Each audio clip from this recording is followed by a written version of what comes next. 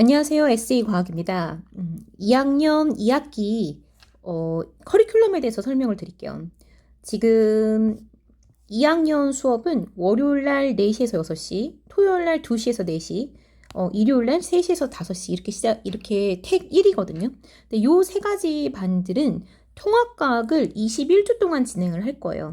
통합과학을 21주 동안 진행하지만 그 사이에 내신 대비 기간이 한 달씩 2번, 그러니까 이제 중간고사, 기말고사 이렇게 들어가기 때문에 다 해서 21주면 5개월, 내신 대비 2개월이면 7개월 이렇게 되겠죠?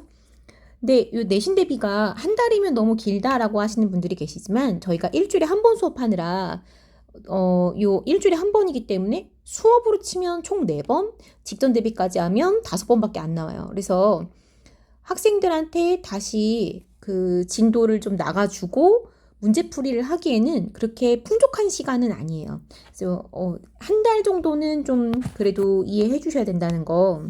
이 기간 동안 내신 대비를 희망하지 않으면 홀딩도 가능하고 또 다른 방법이 있어요.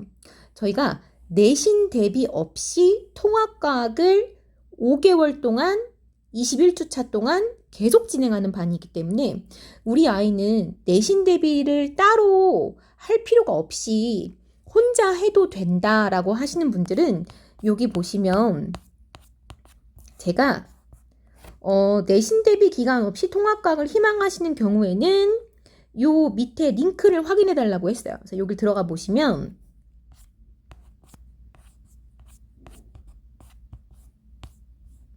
똑같이 21주차예요. 똑같은 셀파라는 교재로 21주 동안 진행을 할 건데 지금 이건 통합과학 1과 2의 소단원들의 내용이에요. 그리고 이 빨간 색깔은 물리나 화학에 연결되는 부분들이고요. 그래서 여기 월요일 4시에서 6시, 금요일 4시에서 6시, 토요일날 3시에서 5시, 그 다음에 이 토요일 5시에서 7시는 인원이 많아서 마감됐어요. 일요일날 12시에서 2시. 이렇게 선택을 해서 내신 대비 기간 없이 26년도 안에 끝내는 커리큘럼으로 진행하셔도 되세요. 이건 이제 2학기 중간고사, 기말고사 대비 없이 진행을 하는 거예요. 이 선택이신 거고 다시 돌아가서 이제 특강에 대해서 말씀을 드릴게요. 저희가 2학기에 지금 2학기 시험에 대해서 설명드리기 전에 잠깐 1학기에 대한 내용을 보면 1학기 때 아이들이 지금 1학기 중간고사에 망포 1, 2, 영동중 2, 3단원, 영일중 2, 4단원, 잠원중 1, 3단원, 화홍중 1, 2단원 이런 식으로 기말고사에도 3, 4, 1, 4, 1, 3, 2, 3, 4, 3, 4 지금 시험 범위가 너무 다른 거 보이시죠? 그래서 저희가 2학기에 5, 6, 7, 8 이렇게 4개의 단원이 있는데 5단원이 광합성과 호흡이라는 아주 좀 생명과학의 기본 암기 같은 부분인 거고 여기는 응용이 하나도 없어요. 그 다음에 6단원이 소화, 흡수, 순환, 배설 또 생명과학이죠. 그 다음에 7단원이 전기 파트라고 해서 여기가 물리인데 중학교 졸업생들한테 물어보면 물리 중에 전기 파트가 제일 어려웠었다라고 얘기를 할 정도로 이 역학 부분보다도 더 어려워하는 애들이 있어요. 그래서 이 전기 파트는 진도를 나가고 애들을 이해시키는데 3주가 필요해요. 물론 대다수가 아니죠. 저희 학원에 한 반 정도의 아이들, 반 조금 안 되는 아이들일지 모르겠지만 그 아이들은 전기를 굳이 3주나 나가야 되나요? 라고 하는 아이들도 있을 수도 있어요. 이해력도 좀 빠르고 이제 중학교 시험을 혼자 해도 100점 맞을 수 있는 근데 그런 아이들은 저희가 내신 대비 기간에 스톱하고 내신 대비를 안 받기 때문에 사실 이 내신 대비 설명이 필요 없는 거죠. 근데 대다수의 내신 대비를 필요로 하는 애들은 전기 파트가 3주나 필요해요. 그럼 저희가 4주의 시험 대비 기간 동안 5단원, 6단원, 7단원, 8단원. 8단원은 우주 지구과학 단원이에요. 그러면 만약에 시험을 5, 6을 보면 생명과학만 보는 거기 때문에 제가 생각하기에는 학교에서 이번에도 이렇게 1, 3, 2, 3 이런 식으로 보듯이 5, 7을 보거나 6, 7을 보거나 이렇게 생명과 물리를 섞어서 보지 않을까라는 그런 생각이 들어요. 생명만 쭉 가르치는 분들도 계시겠죠. 일부의 학교가. 근데 5, 7, 6, 7 이렇게 섞을 가능성이 있는데 그러면 7단원이 3주나 필요하다 보니까 저희가 4주 동안 시험 대비해서 이걸 다 끝낼 수가 없어요. 그러면 7단원의 전기 파트는 한 번만 배우면 많이 어려워하다 보니 방학 동안에 3주간 특강으로 진도를 빼놓고 학원에서 아이들이 잊어버리지 않게끔 한 2, 3주에 한 번씩은 간단한 테스트를 보면서 리마인딩을 해놓고 시험을 중간고사 때 본다라고 하면 이제 바로 배워서 시험 보는 거기 때문에 아이들이 금방 기억나겠죠. 근데 기말고사 때 본다라고 하면 기억이 안 날 수 있으니까 중간중간에 학원에서 시험을 볼 거예요. 잊어버리지 말라고. 이렇게 해서 나중에 시험 대비 기간에는 7단원은 문제풀이만 한 1, 2주 들어갈 수 있게끔 저희가 하려고 해요. 그걸 진도를 3주나 나가면 5단원이나 6단원 진도를 나갈 시간도 없고 문제풀이 할 시간도 없어요. 그래서 7단원만이라도 여름방학 때 미리 진도를 나가놓고자 하는 거다 보니 7단원을 우리는 방학 때 안 듣겠습니다라는 아이들은 어떤 방법을 써서라도 그러니까 뭐 이제 자체적인 인강을 예를 들어서 뭐 EBS 인강을 듣건 아니면 자기가 듣고 있던 뭐 엠베스트 인강을 듣건 인강을 들어서라도 7단원의 진도는 나가져 있어야 돼요. 안 나가져 있으면 어떤 문제가 발생하냐면 저희가 내신 대비 기간에 7단원은 진도를 나가지 않고 문제풀이를 바로 들어갈 거예요. 그러면 학생이 진도가 안 나가져 있으면 문제풀이는 당연히 나갈 수가 없기 때문에 내신 대비를 받을 수가 없는 거예요.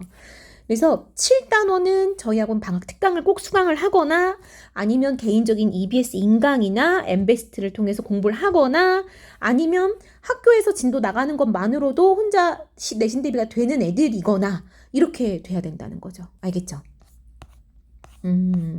나머지는 통합과학에 대한 거는 이제 아까 말씀드렸지만 5개월은 통합과학 21주차, 2개월은 내신 대비 4회씩 진도라고 해서 원래 이제 통합과학만 쭉 하면 12월 중순에 끝나요. 그런데 2개월 내신이 들어가면 2월 말에 끝나게 되는 거죠.